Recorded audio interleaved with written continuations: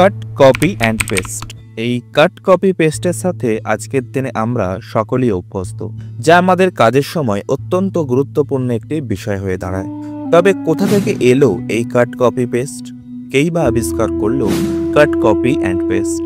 Computer বিজ্ঞানী Larry Tesler, যিনি cut copy and paste command আবিষ্কারের জন্য পরিচিত, যা কম্পিউটারের সাথে মানুষের যোগাযোগের পদ্ধতিতে বিপ্লব এনে দেয়।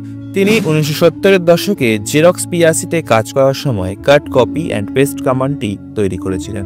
তিনি অত্যন্ত দূরদর্শী ছিলেন।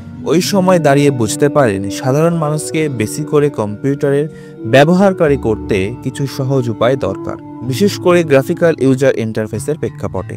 এর মধ্যে বিজ্ঞানী ল্যারি টেসলারের আরও একটি আবিষ্কার করে ফেলে, ফাইন্ড অ্যান্ড রিপ্লেস, যা আজকের দিনে দাঁড়িয়ে আরও একটি গুরুত্বপূর্ণ কমান্ড।